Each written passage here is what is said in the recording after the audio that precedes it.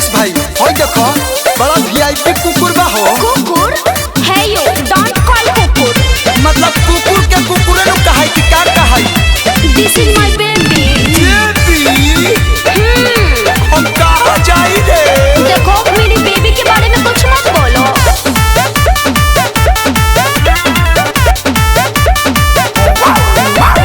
माने लू भतार खानी बाबू बाबू कहेलू आ कुकुर के लेके या कवारी सटल रहेलू। शट अप, ज्यादा मत बोलो।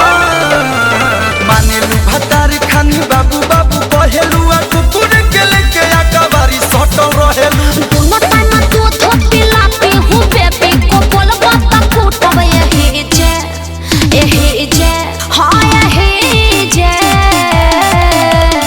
उसको पिलाती हो दूध और हमसे करती हो युद्ध। प्रभु जी आ गले जन्म मोहे कुकुरे ही कीजे। प्रभु जी आ गले जन्म मोहे कुकुरे ही कीजे। सब बेवकूफ हो क्या?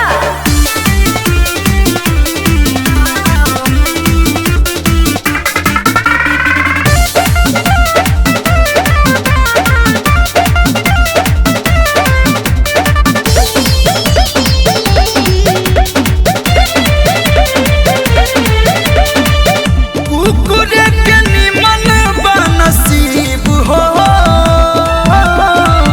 रहे तोहरा दिल के करीब हो। बहुत तू बड़ा बदतमीज हो,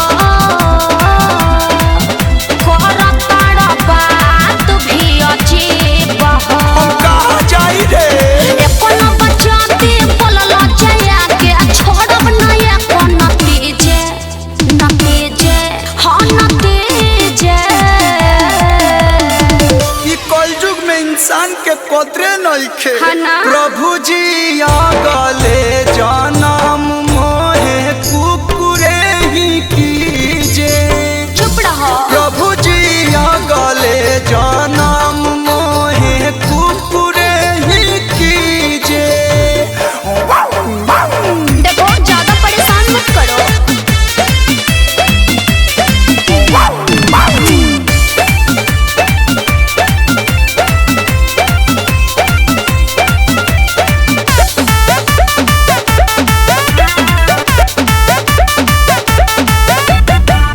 चिपकल रहो त बदहन से क्या? खेलत मरत वाला धन से। ज्यादा चलो ना। मैं जुठिया के रख देले बा। सोनू सुधा कर रहा हो समय, लोला कुछ बात बरवसान से। चुप नहीं रहबा कलू से कहबा, देही पर बजा दी है डीजे हाँ हाँ डीजे।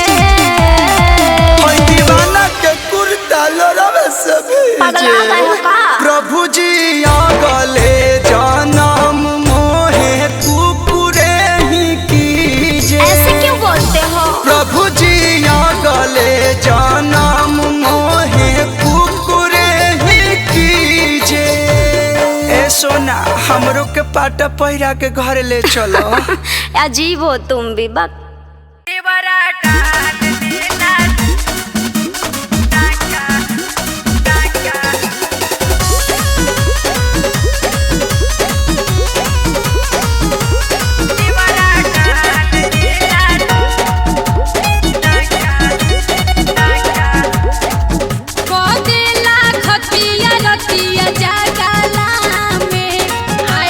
जागला में देवरा डाल दे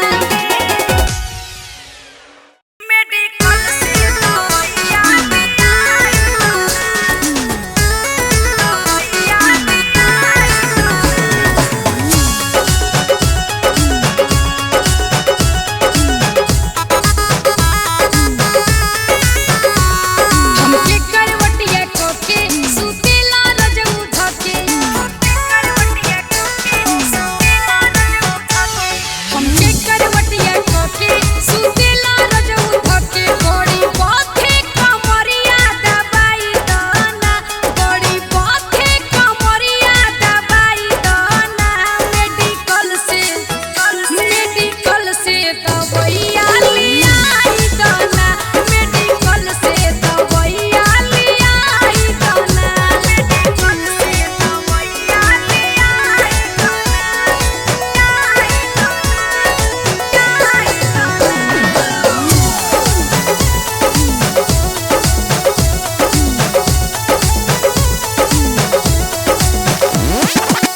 केतनो मनैनी नहीं मनल तू बतिया तू ही